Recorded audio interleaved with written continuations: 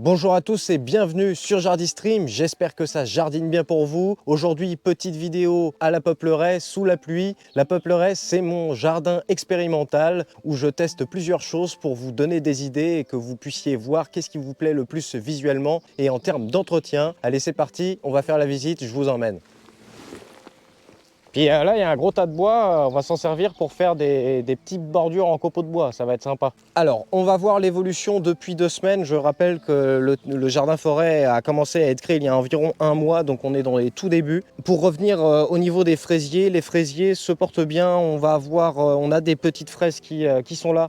Ici, c'était la zone des pommes de terre que j'ai plantées il y a 2 semaines. Elles ne sont pas encore sorties de terre, mais par contre, j'en ai profité pour faire une nouvelle association. C'est les choux avec les pommes de terre. Il y a 2 semaines, j'avais planté des pommes de terre et j'ai voulu faire une nouvelle association. C'est de planter plein de petits choux avec. Donc là, c'est plein de petits choux romanesco.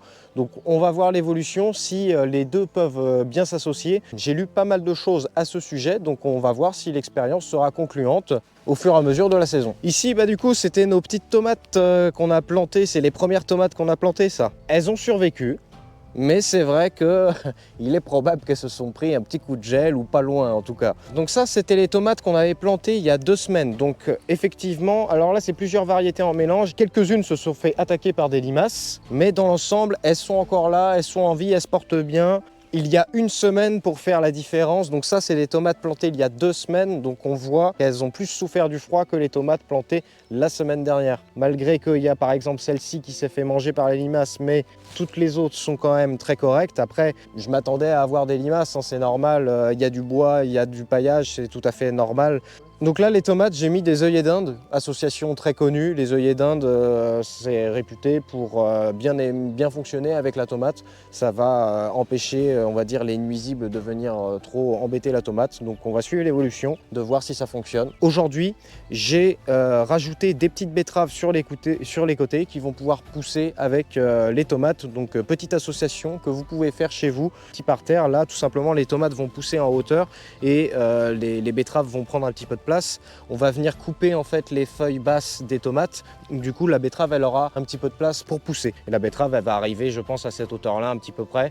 Alors voilà, on est sur la 2e zone de la Peupleraie. Donc pendant les 2 semaines, je les ai complétées avec de l'herbe tondue et une grosse couche de foin. Je me suis laissé ce bac vide pour dans 2 semaines, on viendra planter pas mal de légumes, peut-être des poivrons, des melons, des choses comme ça, ou des courges, des courgettes encore. Et dans ce bac-là, dans la semaine, j'ai planté les courgettes qui ont 1 semaine déjà, qui ont bien progressé, elles se plaisent bien. Donc ça va être pas mal. C'est de la courgette verte noire maraîchère. Et sinon, là, j'ai agrémenté le petit parterre. Alors c'est un peu tôt pour la saison, mais je teste. Les patates douces, j'ai tenté une plantation de patates douces, donc j'ai juste écarté le foin. Et puis j'ai mis une belle dose de compost maison, j'ai mis la patate douce, j'ai remis une couche de foin et on espère qu'elle va survivre là aux 2 semaines et puis qu'elle va bien fonctionner. Dans 2 semaines, on plantera les patates douces dans le 2e bac et on verra si on a une réelle différence.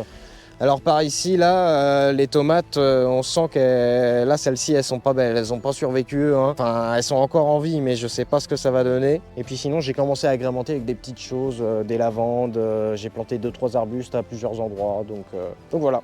Nous voici sur la zone de compostage que 2 fidèles de Jardistream ont réalisé. Ils ont fait ça super bien. Je leur avais dit 2-3 conseils de ce que je voulais. Ils ont réalisé quelque chose d'encore mieux que ce que je m'attendais. Donc un grand merci à eux déjà. Donc, ce qu'ils ont fait, c'est qu'ils ont pris des piquets à tomates et puis après ils sont venus mettre les doses comme ça. Et ça va vraiment pouvoir me faire un endroit où je vais pouvoir entasser plein de déchets. Et après, moi, je vais gorger d'eau ces déchets, je vais les mélanger pour créer vraiment un compost maison végétal. Ce qu'on va faire, c'est que dans 2 semaines, je vais commencer un nouveau compost et je vais vous expliquer étape par étape comment obtenir un bon compost végétal maison. On va utiliser de l'herbe, du foin, mais aussi des tas de branches et je vais vous montrer quelle est ma méthode pour réaliser un compost simplement. Et surtout, ce qui est très nouveau aussi, un fidèle de Jardistream qui nous a offert une cuve. Ça va être très utile pour les fortes chaleurs cet été. Ça nous permet quand même d'avoir un point d'eau, de pouvoir par exemple arroser un jeune plant quand on vient juste de le planter. Pour faire un clin d'œil à ma vidéo de la serre semi-enterrée où je suis embêté par les problèmes d'eau, et bien cette eau maintenant j'essaie de la canaliser au mieux, je la récupère et je la mets dans cette cuve. Aujourd'hui on a pu remplir 300 litres, donc ça va aller vite. Je pense que la semaine prochaine elle est pleine. Autre chose intéressante, la cuve elle est placée à côté du compost, ce qui est très intéressant parce qu'un compost ça doit être de temps en temps en fait humidifié, avoir 2-3 arrosoirs pour bien fonctionner. Là la cuve est à côté du compost, donc c'est idéal. Dans 2 semaines on fera aussi un petit hôtel à insectes, je vous montrerai. On va créer un petit hôtel à insectes en dessous de la cuve puisque là l'espace n'est pas utilisé pour le moment. On va pas pouvoir cultiver, donc on va réserver cette zone en fait à plein de petits insectes. Donc on va mettre des petits tas de bois, des petits cailloux, etc. Et ça va faire vraiment un refuge à plein d'insectes très importants pour le jardin.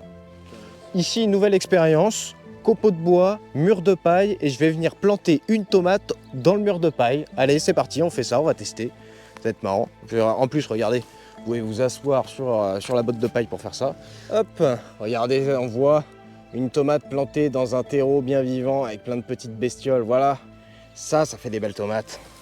Et puis voilà, l'expérience, c'est d'essayer de voir si elle va produire des tomates en mettant juste une botte de foin sur la terre avec un petit peu de compost au milieu. On va voir ce que ça donne.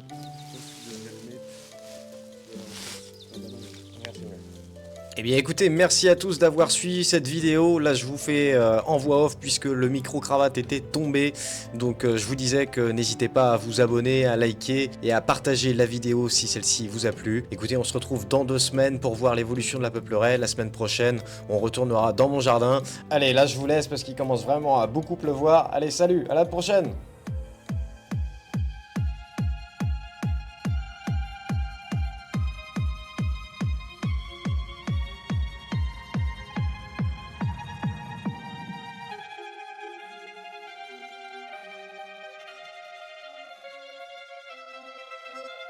Thank you.